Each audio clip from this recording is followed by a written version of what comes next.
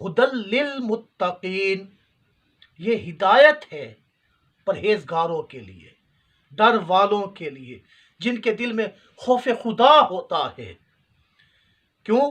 کیونکہ ان اللہ مع الذین اتقوا، کہ بے شک اللہ جل شانہ تو ڈرنے والوں کے ساتھ ہوتا ہے، جن کے دل میں یہ خوف رہے کہ اللہ دیکھ رہا ہے، اور یاد رہے خالق کائنات نے فرمایا ان اکرمکم عند اللہ اتقاکم، کہ بے شک تم میں سے معزز ترین شخص اللہ کے نزدیک وہ ہوگا جو زیادہ تقوی والا ہوگا، جو پرہیزگار ہوگا، جس کے دل میں یہ تصور ہوگا اللہ دیکھ رہا ہے۔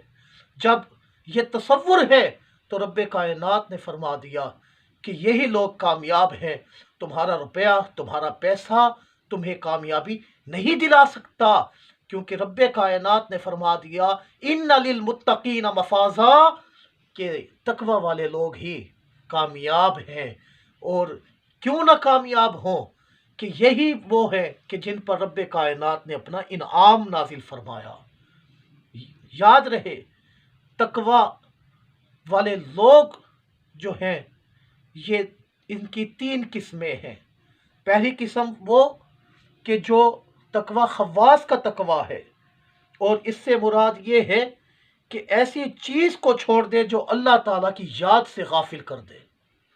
دوسرے نمبر پر تقوی وہ متوسطین کا تقوی ہے، اور وہ یہ ہے کہ جن جن چیزوں کا اللہ نے حکم دیا اور جس جس چیز سے منع فرمایا اس میں اللہ کی اطاعت کرنے والے لوگ ہوں۔ اور تیسرے نمبر پر جو تقوی ہے وہ عام لوگوں کا تقوی ہے، وہ یہ ہے کہ ایمان لا کر کفر سے بچا رہے۔ بہرحال یہ متقی لوگ جو ہوتے ہیں ان کے اوصاف بیان کرنے کے بعد اب یہ بھی بتاتا چلوں کہ تقوی کی 2 قسمیں ہیں۔ ایک تقوی ہوتا ہے ظاہر کا تقوی، ایک ہوتا ہے باطن کا تقوی۔ ظاہر کا تقوی تو نماز پڑھنا، روزے رکھنا، حج کرنا اور رسول اللہ صلی اللہ علیہ وسلم کی سنتوں کو اپنانا ہے۔ اور باطن کا تقوی کیا ہے؟ آئیے قرآن سے پوچھتے ہیں۔ قرآن کہتا ہے وَمَن يُعَظِّمْ شَعَائِرَ اللَّهِ فَإِنَّهَا مِن تَقْوَى الْقُلُوبِ، کہ جس نے اللہ کی نشانیوں کی تعظیم کی، بے شک یہ تو قلوب کا تقوی ہے، یہ قلوب کا تقوی ہے، یہ دلوں کی پرہیزگاری ہے۔ تو اللہ کی نشانیاں کیا ہیں؟ آئیے قرآن سے پوچھتے ہیں۔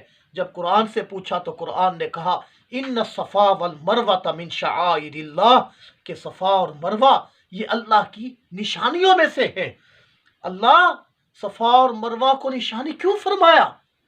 تو خالق کائنات نے فرمایا کہ یہ میرے پیاروں کی ادا کو ادا کرنے والے لوگ ہیں، کیونکہ صفا و مروہ پر اما ہاجرہ نے چکر لگائے تھے اپنے بیٹے کے لیے، اللہ کو ان کا چکر لگانا پسند آ گیا اور فرمایا کہ یہ اللہ کی نشانیوں میں سے نشانیاں ہیں۔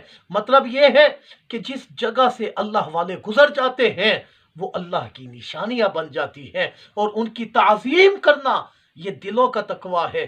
تو جس جگہ سے گزر جائیں اس جگہ کا تو یہ عالم ہے، اور جس جگہ پر وہ موجود ہو اپنے جسم کے ساتھ یا پھر ان کی قبر بنا دی جائے تو وہ بھی یقیناً اللہ کی نشانیاں ہوں گی، اور ان کی تعظیم کرنا بھی ہمارے اوپر لازم ہوگا اس شخص کے لیے کہ جو دونوں تقوی لینا چاہے، یعنی ظاہر کے تقوی کو بھی اپنائے اور باطن کے تقوی کو بھی اپنائے۔ جب ان دونوں تقووں کو اپنا لیتا ہے تو رب کائنات جل شانہ ان کے لیے کیا ارشاد فرماتا ہے؟ فرمایا وَمَن يَتَّقِ اللَّهَ يَجْعَل لَّهُ مَخْرَجًا، جو شخص اللہ سے ڈرے گا اللہ تعالیٰ اسے ہر مصیبت سے چھٹکارا عطا فرما دے گا، وَيَرْزُقْهُ مِنْ حَيْثُ لَا يَحْتَسِبُ، اور وہ اس کو اس جگہ سے رزق دے گا جہاں سے اس کا گمان بھی نہیں ہوگا۔ اللہ تعالیٰ ہمارا شمار تقوی والوں میں فرما دے۔